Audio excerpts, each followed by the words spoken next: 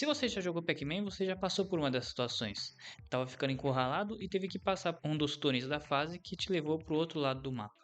O que está acontecendo na situação é muito mais interessante que um simples teletransporte. Ela tem tudo a ver com matemática e como é o formato do mundo em que o Pac-Man está inserido. E nesse vídeo eu vou te explicar um pouco sobre. Oi, eu sou Daniel, mestre em matemática e desenvolvedor de jogos. E hoje eu vou estar começando aqui uma série no canal em que eu vou falar de matemática em jogos. Então se você quiser ver mais algum outro jogo por aqui, deixa nos comentários. Aproveita para seguir o canal e dar um joinha. Então vamos para o que interessa.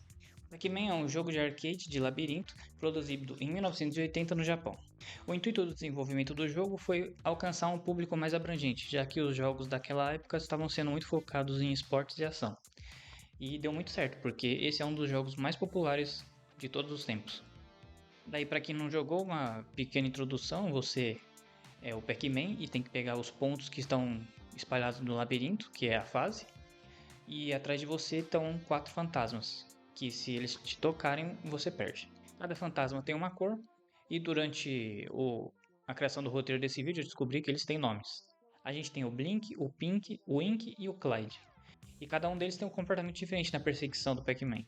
E com isso traz um pouco de personalidade para cada um desses fantasmas. O Blink persegue o Pac-Man diretamente, enquanto o Pink e o Ink tentam se colocar na frente do Pac-Man para tentar cercar ele, e o Clyde fica alternando o comportamento de perseguir o Pac-Man e fugir dele. Bom, e aí o mapa sempre tem nas laterais locais que você pode passar, em que você vai ser teletransportado de um lado para o outro. No jogo original, a gente só tem esses portais do lado esquerdo e direito. Então vamos primeiro analisar esse caso. Bom, matematicamente o Pac-Man só pode se mover em duas dimensões, que seria para cima e para baixo, para a esquerda e para a direita.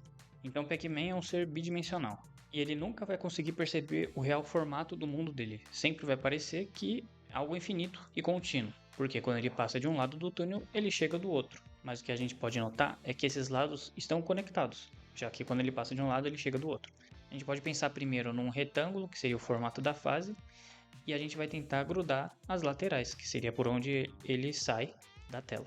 Então, se a gente pegar essas laterais e juntar, vai dar um formato de cilindro. Então, a realidade é que o Pac-Man passa num cilindro quando ele só tem esses pontos de fuga nas laterais.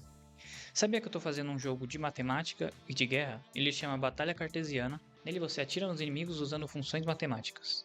Então, com isso você consegue fazer curvas usando a função seno para desviar de obstáculos e acertar os inimigos, por exemplo. E ele vai estar na Steam em breve. No momento que eu estou fazendo esse vídeo, eu ainda estou colocando ele na loja, mas em breve ele vai estar lá. E se você adicionar ele na lista de desejos, vai me ajudar muito na divulgação na hora do lançamento do jogo. Mas e caso na fase, além de ter os túneis na esquerda e na direita, vai ter em cima e embaixo, que quando você passa por cima, você vai sair por baixo e vice-versa. Bom, aí nesse caso o formato vai ser um pouco diferente. O Pac-Man na verdade vai estar numa rosquinha. E para mostrar isso, a gente volta no nosso esquema, em que a gente começa inicialmente com um quadrado, que seria a tela, o quadrado, um retângulo, que seria a fase, né? E agora, além da gente ter que colar as laterais, a esquerda e a direita, a gente vai ter que também colar a parte de cima e a parte de baixo da fase. E no fim, a gente vai ter a nossa rosquinha, que matematicamente é chamada de toro.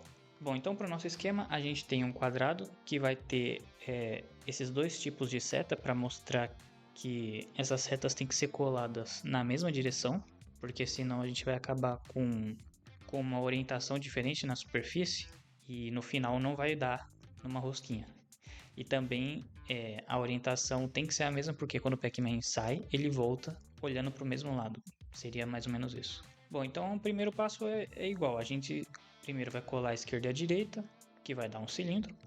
Mas aí depois disso a gente tem que colar as pontas. Se a gente esticar um pouquinho, ele vai ficar parecendo um canudo, né? Depois vira um U. E aí a gente gruda e dá o formato do toro.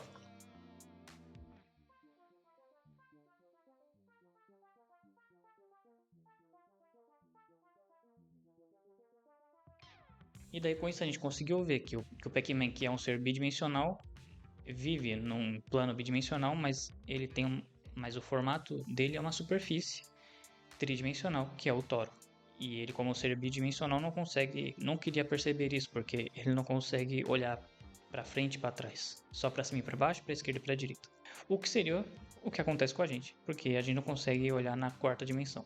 Curtiu o tema? Dá um joinha que me ajuda muito. E se quiser me indicar algum próximo jogo para essa série, é só deixar nos comentários. Valeu!